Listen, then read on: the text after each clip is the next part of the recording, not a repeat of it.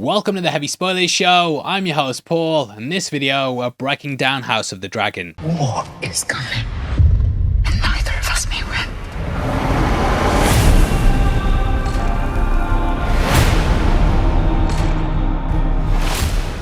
The new show drops on Sky and HBO on the 16th of June, and we have a brand new look at the season. Throughout this video, we're going to break it all down and go over everything you need to know. So smash that thumbs up, and if you enjoyed, make sure you subscribe for our videos every week. With that out of the way, huge thank you for clicking this. Now let's get into House of the Dragon. The Targaryen who sits the Iron Throne is not just a king or a queen. They are a protector of the realm. Now I find myself in an impossible position. All hail King Aegon! The enemy usurped my throne. We're going to King's Landing. Well, what are we going to do about it? We must play the board before us. Proceed cautiously. Fuck dignity! I want revenge. Now we begin with Daemon walking through the throne room of the Red Keep, which at this point seems completely vacant. I believe because of this that this is in fact a dream. I don't have a source. That bit of trivia came to me in a dream, but there's a lot is signified here. Firstly, Daemon wouldn't be allowed to just stroll about, and secondly, the trailer seems like it's packed with dream imagery. We have Alicent walking through a meadow, which may indicate there's more here at play. Dreams are something that have guided a lot of characters, with Aegon's being the Song of Ice and Fire. This was then inscribed on the Cat's Paw dagger, which Viserys obviously passed to Rhaenyra, and thus I think other characters are now getting them as well. We will talk about that blade in just a bit, because it does pop up in the trailer, and yeah, obviously Rhaenyra hasn't got it at this point. Either way though, I feel like these dreams might be why we also see 3 dragon eggs, which look a lot like Dany's. It is possible though that they're just regular dragon eggs, but they do seem grouped together like the 3. I think we might get the seed sown here for what's to come though, with the dragon eggs playing into things a lot later on. Either way, lots of dreamy weemy wibbly wobbly stuff, and I believe these dreams may be triggered by Alice Rivers. This is confirmed to be a character in this season, and I think we're going to see Daemon running into her. Later on, we see a woman with a fan in front of her face, which I believe is her. Might not be, but she's quite mysterious, and they're clearly hiding her face to tease there's more going on with her. You might end up her biggest fan. Now in the book, I'll shut the fuck up, in the book, Daemon wasn't out with Rhaenyra, but the show changed it so he was the one that delivered the bad news about Lucerys. Still though, he needs to go to Harrenhal at some point, and thus I think this may be what's happening. There, he could be triggered into a dream state, and there's several things that could indicate this fact, including the pillar we see in the White Shot. At the top of this, we have a new figure, which could indeed be his brother. We also have his brother's crown, which drops to the floor, perhaps highlighting the fall of the king. Now this may also symbolize the fall of the Targaryens, and the hall being empty shows the family has no followers. Now Daemon went to Harrenhal and conquered it from Sir Simon Strong. I think we see this later on when he moves against the Dark Caverns and we see a pyre burning behind him. He seems to be on his own a lot in the teaser, and I think Harrenhal's a big thing that will appear in the show. Now, conquering this made the Riverlands pledge allegiance to the Blacks, and I imagine it's going to happen early on in the show. These Riverlands bring a number of different things, including delicious food, which takes us into our sponsors. Now, this video is sponsored by Factor. Factor takes the guesswork out of grocery shopping and meal prep, saving you time and energy for other things. Raising my kids and spending most of my theory time making videos for you guys means I haven't really got the time to spend hours and hours a week cooking. Factor's no hassle prepared foods make sure you have something nutritious on hand when you don't have time to think about making a meal. Factor meals arrive pre-prepared and ready to eat in just 2 minutes. It's perfect for busy lifestyles, and with 35 different meals and more than 60 add-ons a week to choose from, you'll always have new flavors to explore. Now in the past, when it comes to meal prep, I've worked with HelloFresh, but in case you don't know, they now own Factor.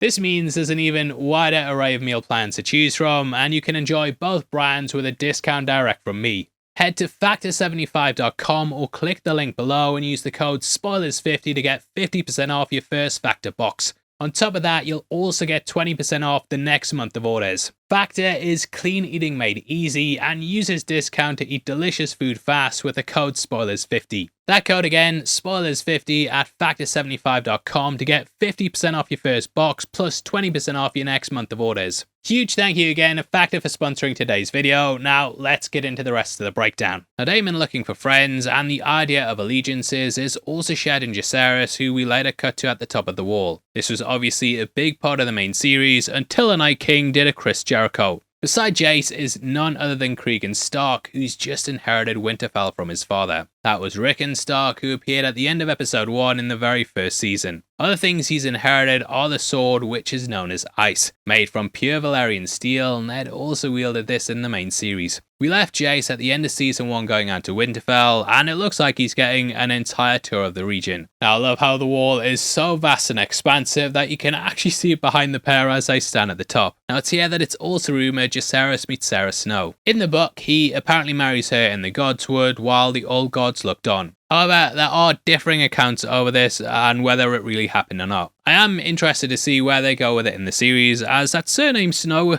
it could tease other stuff. Now, she's not really connected to Jon, but wouldn't be the first time a Snow got linked to a Targaryen. That's your auntie, mate. That's your auntie you're kissing there. Get away. Now, the idea of Alicent being in a dream as well is another thing I want to touch upon, with her visiting the God's Eye in the other teasers. This would go on to be the site of a big battle where her family would have to fight it all. Now, though I believe Alice is behind the ones with Daemon, the ones with her could be triggered by grief or depression. At a minute 28, we see her in the Red Keep, bowing her head like she's lost at what's happened. This may come in the wake of Blood and Cheese, which are two characters that we end up running into. In the trailer, we see her and Helaena mobbed at a funeral, which comes in the wake of a Targaryen death. Now, through Mysaria, Daemon hired Blood and Cheese, who were two assassins sent into the keep. At a minute 57, we see a flash of Mysaria, who says there's more than one way to fight a war. Now that is of course the assassination and treachery, with it going on beyond just battles with dragons. In the book, they ended up killing a notable character who I won't spoil because this moment's gonna break the internet. We talked about it a ton of times before though, and have done a big breakdown that I'll link at the end of the video. However, I think this is all shown at the 2-minute mark when we see two figures in the keep. This is followed by coins exchanging hands, which I think is likely Daemon paying Mysaria. Then we see a woman lying in bed with a hand around her neck. It is possible that this is one of the assassins and that they might be grabbing Helaena. However, it's also possible that this is a flashback of Aemond, as there's rumours that her and Viserys are in the show. We might see the night Rhaenyra was conceived, I hope not, but we might, and we can see the ring of the king with a slightly older looking hand. Not against the conception, you know what I mean, it's just a bit weird. Now, it may be Aegon and Helaena, but instead, I think it's more likely that. I feel like it's just intercut with these blood and cheese shots to give a bit more of a misdirect. However, maybe Helaena sees the attack as being like something from her brother, as we know she has visions due to her predictions in season 1. She could be seeing this as basically being all the things that her brothers brought forth, with him being the one who's literally led this thing to happen. It's a bit difficult to talk about because it's obviously a massive spoiler, but if you've read the book, then you'll know it's going to be a big moment in the show, and there are rumours of starting it off in episode 1. So hey, first week, depression. Now lastly, we end with a blade being pressed against a dress, which probably happens in that scene. Either way, Blood and Cheese is gonna go down, and the death seems to have caused a riot at the procession. Alicent and Helaena have to flee, and the people are likely upset that the realm's now at war. There's been trade routes cut off, the Valyrians are stopping boats in shipping lanes, and everyone's suffering because of these battles. So civil unrest makes sense, and having the royals out in public like this proves to be a mistake. Now I think Rhaenyra is having dreams too, as we hear her talking about the person on the throne. She describes them as having to be a protector, and as we know, winter is coming. Aegon's dream was what they must be ready for, but the civil war, it's just causing things to fall apart. Aegon II clearly has no idea what's going on, and we see him in the teaser holding the cat's paw dagger. He's just waving it about as he sits on the chair at the council and has no clue how important this is. As we know, the kingdoms wouldn't be ready and a Baratheon would end up on the throne. Also love how he's moving it about at the council, and we then cut to Aemond. Aemond lost an eye to it, so you can see why he's a bit like, Bit like, stop it with that, mate, when his brother's just nonchalantly waving it about. Now, throughout the teaser, we get several shots of the dragons and cut to Rhaenyra out at Dragonstone. Here we can see the bridges from the first season, and this is where she's been forced to remain. Wearing a similar dress to what Dany had in the main show, this is her preparing for battle. She's also having to mourn the loss of her son, whose funeral we likely saw at the start of the last trailer. Now, there also seems to be a funeral shot at 27 seconds as well, with her and Rhaenys standing side by side. However, due to the differences in their clothes, it could be that this is another character. My theory is that this funeral is for the outcome of the battle between Eric and Arik, with again, that outcome being something I'm not going to spoil. What do you think this is? The heavy spoilers show us something? Now, the two twins end up duking it out though, with Arik sneaking into Dragonstone disguised as his brother. Upon coming face to face, the pair have a fight, but no one can intervene as they don't know who is who. At a minute 46, we get a split-second shot of this and can see the twins clashing blades. So the funeral off that would be a big thing as well, and it shows the civil war has become brother against brother. Now, from Rhaenyra looking over the sea, we cut to Aegon entering the throne room. Announced as the king, we have Lord Martin Rain and Leon Estamont behind him. They're brand new for the show, with neither character appearing in the book. They've obviously sworn themselves to Aegon as well, and I'm guessing that they always hit the thumbs up. Now, Rhaenyra initially wants to fight honourably, or at least so it seems. I believe we catch her lifting a sword to demonstrate this, but as we know, Daemon isn't about that. The next shot then has him with Rhaenys saying they're going to King's Landing. I believe that this is how he'll crack his deal with Mysaria, and it may even tie into that scene from before. Now, later at the minute 13 mark, I believe Rhaenyra's heard he hired blood and cheese, which is what we see him berating him for. Just before this shot, we see Syrax and him crawling out of a cave, which I believe is him leaving for King's Landing. Cutting to there, we get a look at the small council, which is pretty much all just the High Towers.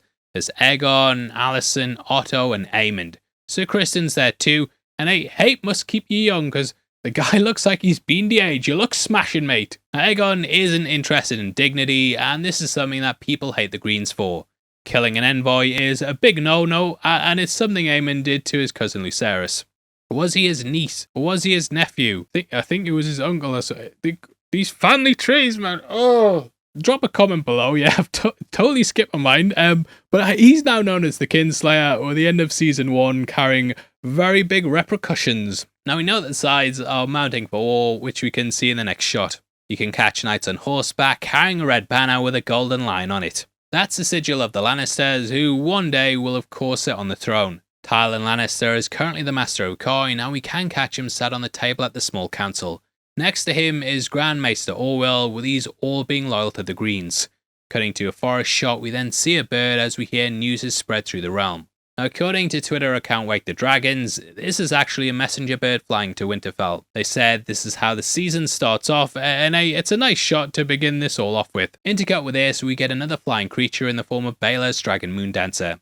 It shows how the spreading of news is gonna lead to beasts in the sky, which will in turn then lead to some dragon fights. We do get a scene where she chases after Criston Cole, and he ends up riding into a forest to escape. Either way though, it shows that the sides are mounting up, and we get several houses all marching for war. We get several moments of the Hightower forces, including them going through the gates of King's Landing. On the other side of this though, we have Rhaenyra's team, who we see coming by the sea. This is the Valyrian fleet, and we watch as they surround a small vessel in the centre of them. Boarding it, they've now conquered the shipping lanes, with Corlys pledging allegiance to Rhaenyra. It's possible, well, he's already done it, you know what I mean, but he's just going on about it again. It's top-notch glazing. Makes Stilgar look bad. Now, it's possible that these ships are carrying food for the capital, hence the unrest that we get at the funeral. We then catch Aegon riding his dragon Sunfire over King's Landing. This is possibly to the Battle of Rook's Rest, which is a major moment in the books. It sees Rhaenys versus Aemond and Aegon, with it likely being the biggest dragon fight that we've ever had so far. The Sunfire's a really important dragon as well, and this dragon was shown in the Targaryen banners. This is why they changed the colour to gold, as they mirror the colour that Sunfire possesses. Aegon II clearly wants to live up to his name, and we can catch Aegon I's crown over the top of his armour. After some back and forth between Aemond and Alicent, we then see Syrax landing on a wall. Due to how it crumbles away, this could be the dilapidated structures of Harrenhal. We then get some big battle shots, which is juxtaposed by a very vulnerable moment. Catching Aemond with his eye patch off, we can see that he's lying down on a woman. It's possible that this is the one from the brothel where we learned he lost that V card in season 1. I'm guessing he's going to try and find comfort where he can, as the guy's pretty much been ostracized from the family. Like I said before, people think he's overstepped the line in killing Lucerys, and Alicent was mortified when she learned about it. He's also got his eye on the throne, with it being something he's coveting after. This entire war, it takes its toll on him, and the guy just clearly wants to chill out. Now we then get a shot of a foot stepping into order, which I also believe might be a dream. Just the way the camera spins and rotates, it makes me feel like it might be a vision. Now after this, we see Alan of Hull. There's a guy in the right who looks like he's rowing a boat, and therefore I believe he's part of Corlys's army. During the Dance of the Dragons, Rhaenyra's side needed more dragon riders, and thus they started to recruit people known as the Dragon Seeds. These were basically bastards that the Targaryens and Valyrians had fathered. Alan and Adam of Hull were amongst these, with them being the sons of Corlys. Adam ended up flying sea smoke, and we're probably going to see how these are called upon to fight. Now next we cut to Rhaenyra out in what appears to be the Vale before we see her riding a dragon. It's likely that this is Sheepstealer, with Alan trying to tame him in the books. Sheepstealer was then grabbed by Nettles, who was another of the Dragon Seeds. However, the rumours on the show are that Nettles isn't going to be in it, and that they're just going to use these plot lines with Rhaenyra. Sucks if that's the case. Well, it doesn't suck. I'm sure they'll do a good job. But Nettles, yeah, I'm going to miss you, Nettles. I love you. Now lastly, we close out with Rhaenyra and Vermithor. This is one of the largest dragons in the realm, with only Baelor and Vhagar being bigger. Baelor is dead at this point in the lore, so Vermithor is coming in second place. Vermithor belonged to Jaehaerys and had appeared in the series before. During episode 7 of season 1, Daemon ended up going to him and singing. Vermithor could really tip the scales, and it's going to be a big creature to bring into the show. However, due to the timeline, I think he'll be saved for mainly season 3. I think we will have the claiming of him here, and then that can lead into other things down the line. Anyway, that's a breakdown of the major new trailer and the shots shown in the promos, and I hope you join me when we go through the series. If you want to support us and get ready for it, then we've got 3 House of the Dragon inspired shirts available at the merch store. If you love your drama, mate, then pick up this one or have a look at our other 2. Whether you're team black or team green, we've got a shirt for you to show your allegiance. We're working with an amazing company to make sure these shirts make you look your best, and they accentuate your pecs and hang loose around the waist. This means you can bend the knee easier, and huge thank you to everyone who's picked one up.